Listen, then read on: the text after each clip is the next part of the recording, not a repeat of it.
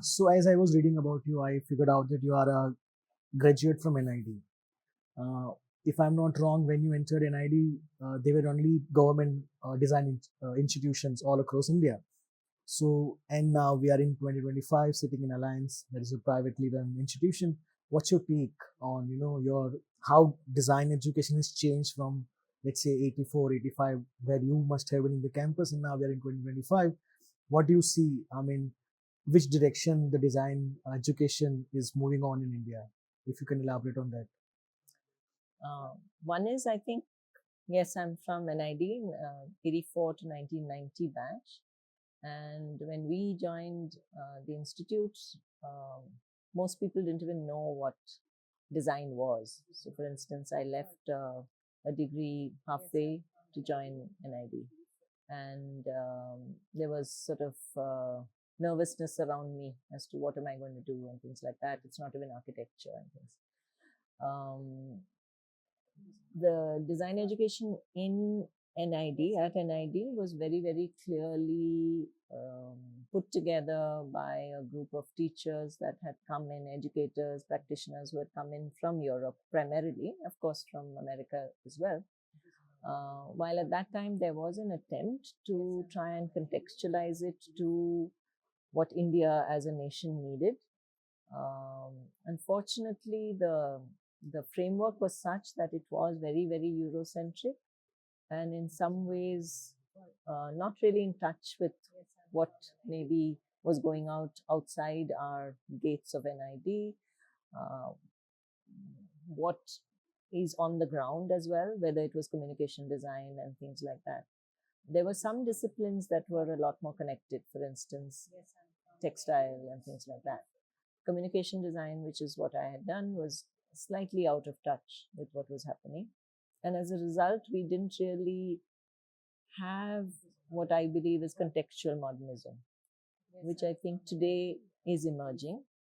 And I hope that the current sort of education, whether at NID or at the private colleges like here, are arising to that need, or at least responding to that um, sort of need in a sense. Yeah. You are also a design historian, and from the point of view of history, I wanted to ask you this: that uh, I have done architecture and urban design, and the entire design framework, how we perceive aesthetics, uh, what we see as good design or a good aesthetics or a good space, it's all rooted into this Western classical idea of what the Greeks did or what the Romans did, and so, in a way, I always found that we don't have Indian ethos. I mean, we have architects like Charles Correa who really tried to build upon Indian ethos, but essentially, how we teach, we don't even have proper words to communicate to our students. So, how do you see? I mean, there's a lot of chatter going on about decolonizing education system.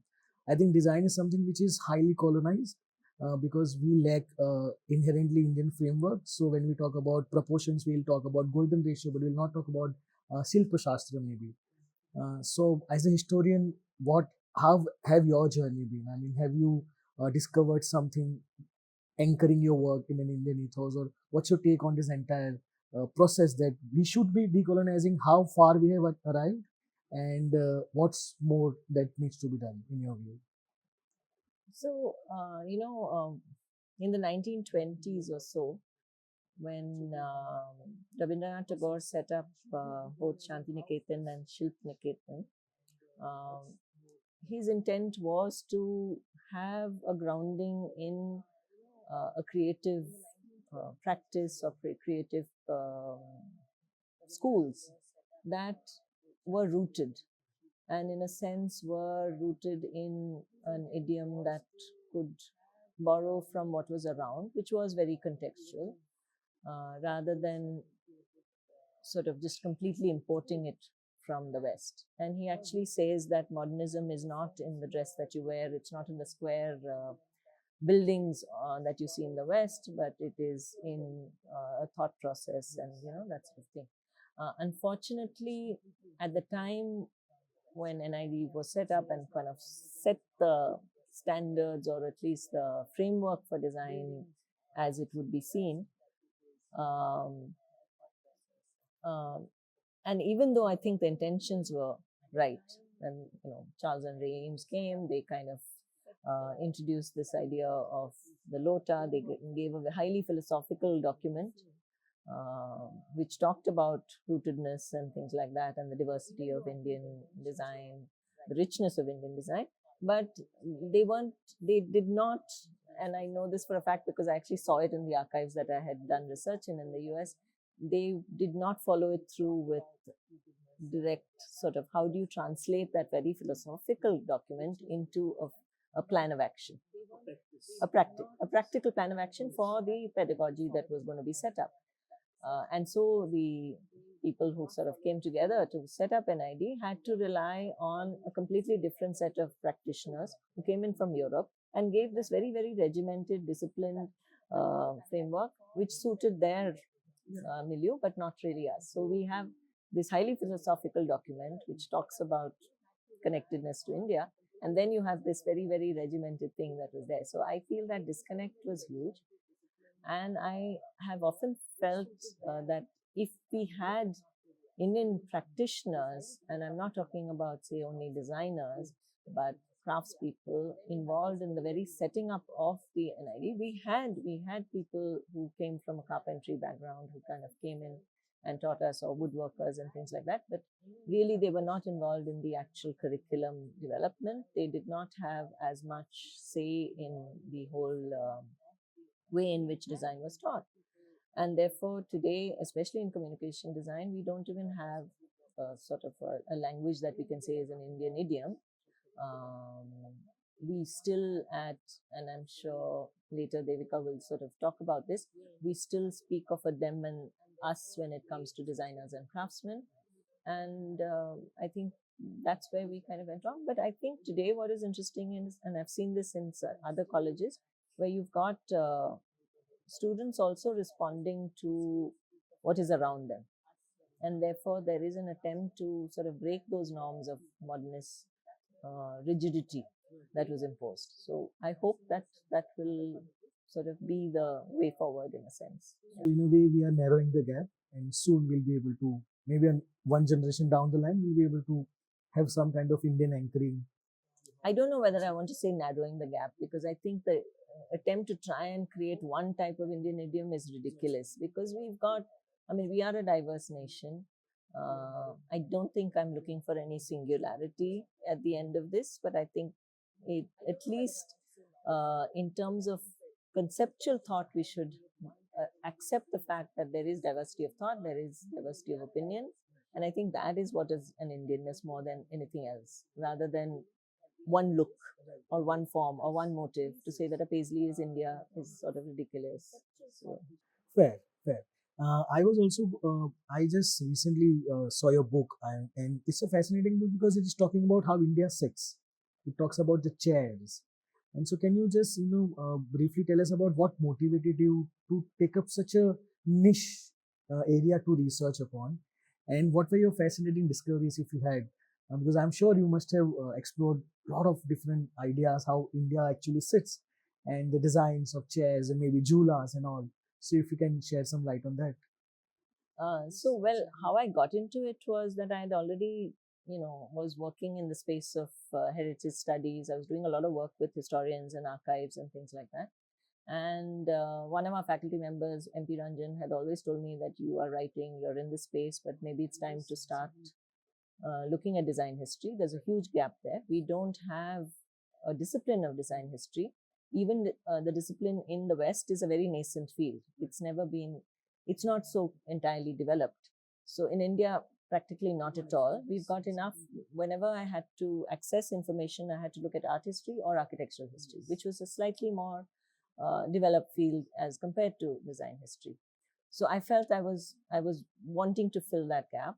I had already written a little bit about communication design and how our visual culture is not yet, it was called Indians Don't Like White Space, the paper, and talks about the fact that we are comfortable with a multitude of communication coming at you, not in the style of the TV graphics that you see, which is like clutter, but for instance, our Panchang calendars have layered information and things like that.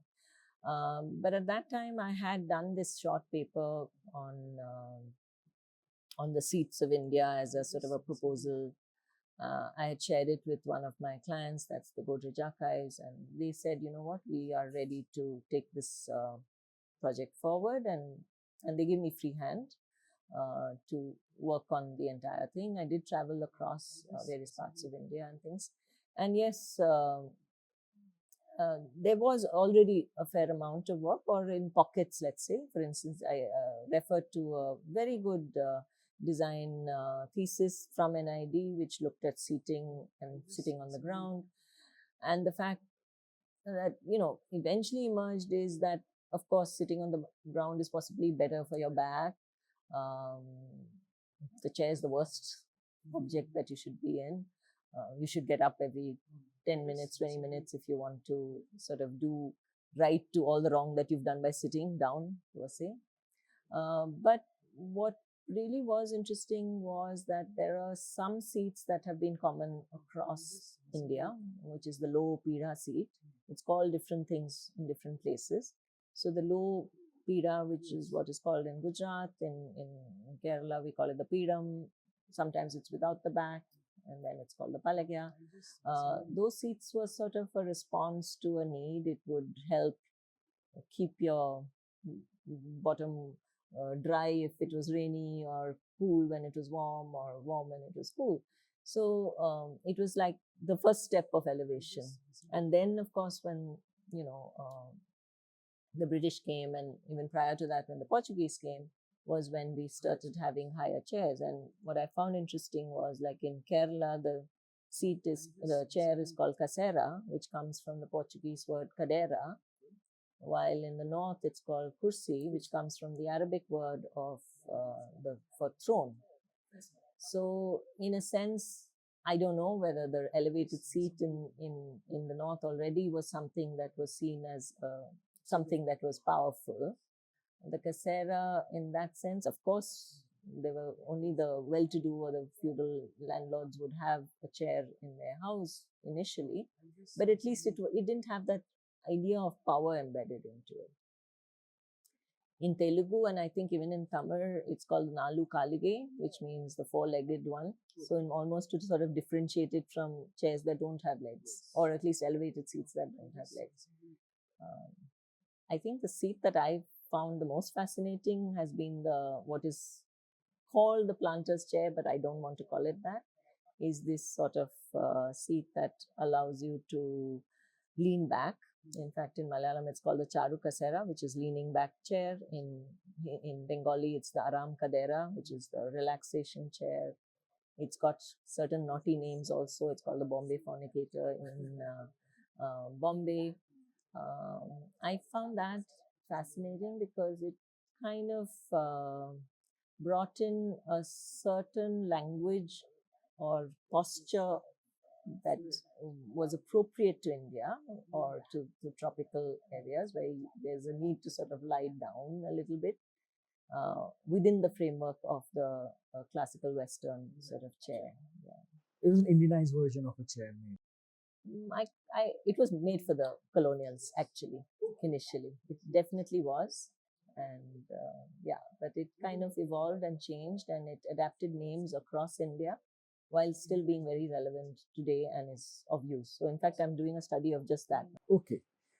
This reminds me when a couple of years back we did a small study in Gujarat about. So in Gujarat we have jhulas, and we wanted to study how a space react around jhula, because jhulas are the moving elements, and 75% of the traditional Gujarat houses would have a jhula.